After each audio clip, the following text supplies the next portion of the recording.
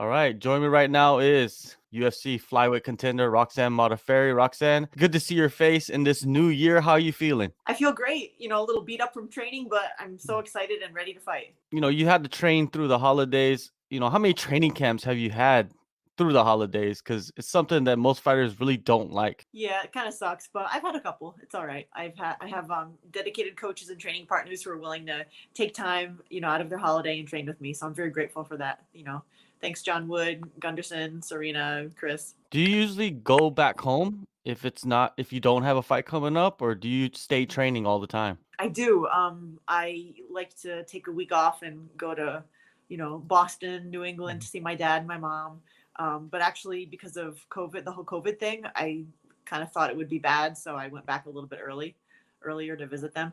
Holidays here in Vegas. Now with Boston, did you grow up in Boston? I did not. My dad moved there when I was in college. Okay, okay. So I was wondering, because you associate Boston with the Boston accent. So when you go back, is that something that's fun for you to kind of be around that? No, I mean I grew up in Pennsylvania, so I never Okay. really lived in Boston. I just visited there a lot. So now Vegas, how is it nowadays? I think the last time we spoke, they were just getting back to normal, but is it almost as close to 100% as possible for you? My training is back to 100% Mhm. normal. Circumstances are different for other people and other jobs, and Yeah. but I'm good, thankfully. Are there people coming to Vegas like for vacationing and stuff like that now? Yeah, Okay, so you yeah. see people on the strip, and is it Uh-huh. back to being somewhat busy? It's relatively busy. Everyone's wearing masks, which is great. And just yeah, there are people. The last time we saw you inside the cage was against Andrea Lee in the rematch, right? And compared to the first fight, what did you think you did better? Actually, I thought it was a very similar fight. We both whacked each other a lot standing up, and I managed to take her down. And I think it was the takedowns that secured me the win. So when you get back into training, you look at that tape, you look at that footage, what do you work on? You want me to reveal my secrets to you before my fight? Somewhat, a little bit at least. I don't know. I want to improve all areas of my game. I've been doing a Mhm. lot of wrestling, a lot of striking, jujitsu, Roxy Fu. So Now you'll with see. with training, right? Like what is one aspect you believe like you could never just like take a day off from? Like everything, I really, I can't seem to let myself relax and take a day off. I'm also doing my strength and conditioning with Lorenzo. So I mean, I feel like it, I take Sunday off, Mhm. but every day I'm not training is a day that I could be getting stronger and better.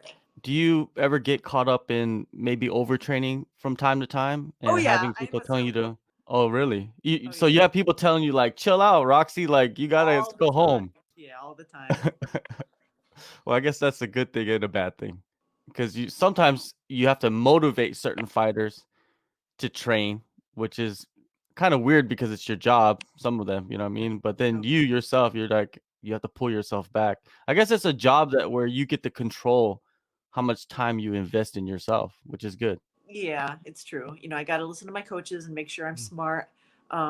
But also I want to be able to go home and sleep at night knowing that I did my absolute best, you know? Yeah, that's good. Now, your next fight is in Abu Dhabi. You train and live in Las Vegas. Did that make you scratch your head when they offered you this fight in another country when you live in Vegas where they have fights also?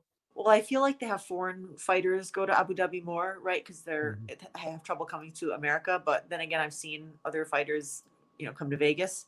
But Viviane, I think she's from Brazil, and I think something. I don't know. I mean, it was supposed to be January 30th in Vegas, and then they were like, "Just kidding, it's in Abu Dhabi on the 20th." So I have a feeling that maybe they thought.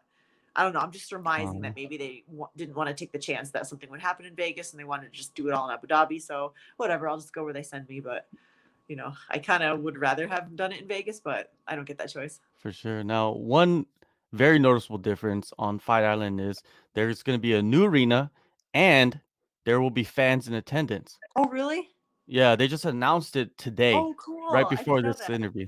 So, were you missing the live audiences? You know what? I kind of didn't let myself have a desire because I didn't want it to psych me out, but I'm really happy to hear that because honestly, I think there is more energy with the fans, and it drowns out the other people's corner. I don't really want to listen to them cornering, my opponent.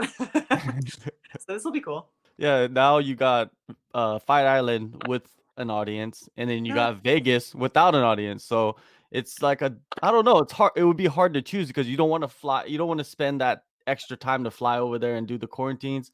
But at the same time, it would be better to actually be in front of people fighting, all and right, like you that's said, cool. I'll get that try. energy, right? Get that energy. I think that that's what a lot of people. Do you think it affects fighters? A lot of fighters. I don't think so. Really, I don't think so. All right. Well, I don't know. I can't speak for other people, but it doesn't really affect me.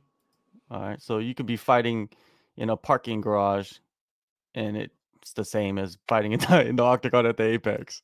Yeah, I mean, I fought in the Ultimate Fighter, so it's Yeah, the that's same. true. That's true. Now, Viviane, she is ranked right below you at number 9. Her last 2 fights were against Jessica I and Montana De La Rosa. What do you think of, those performances she's had? I think she's had great performances. She's very fast, very skilled, very dangerous. I'm excited for this new opponent. Not a Mhm. rematch. I haven't fought her before, so I'm super excited for that. Taking everything into account, where do you believe you outshine Viviane? What do you think? I I don't don't know. know. That's why I asked the I'm just gonna questions. do what it takes to win, man. Whatever. I Okay. can envision this happening a lot of different ways. I'll try for the knockout. I'll Mm. try for takedowns. I'll try for ground and pound. I'll try for chokes. I'll try for whatever she gives me. With 2021, right? It's a new year, and there's something new you have to take into the year. What is the mentality? Do you have a new mentality? Do you have an urgency? Is there anything different about this year for you? Um, I have a really good balance in my gym right now with my training. I've been training, head coach John Wood for the past 8 years, also guns. I started training more with him in wrestling. I just bought a condo and I have a boyfriend. Mhm. So life is going really well right now. Definitely, definitely, right? Like, when you buy a property, right? Does that change anything with fighting? Does that change anything with your career? That you have a little bit more of a financial burden? This happened like several weeks ago and I haven't even Mhm. moved in yet. So ask me in another few weeks, but I'm excited. Alright, for sure, for sure. Now, you go out there, you put away Vivian. Who do you want next in the division? There's, like you said, you want new faces, right? You don't want to rematch somebody. I don't know. I don't want to think past Viviani, Mhm. So we'll see. Maybe I'll try to call somebody out after my win. All right, that I'm waiting for that. I'm waiting for you to go out there and just call out a name and shock the All world right. a little bit. All Okay. right. Now, when you look at the division, the flyweight division, there's this like little a sense of like, like Valentina, she's unbeatable and stuff like that. And we know that people that watch the sport, nobody's unbeatable, right? So in her last fight, there's this narrative that she was exposed somewhat by Jennifer Maya. What did you think of the last title defense she had? How was she exposed? What are the people saying? Like she lost the round, they said, and like she was able to like strike with her a little bit, you know what I mean? Like stuff like that. So what do you think? Yeah. Nobody's perfect. I think Mhm. that, even the champion is beatable. Maybe I'll be the one to do it. Maybe I won't. Who knows? I'd love the chance to try. Yeah, definitely. Now, what changes would you like to see in MMA this year? Because there's always complaints about what's going on. So what changes would you like to see?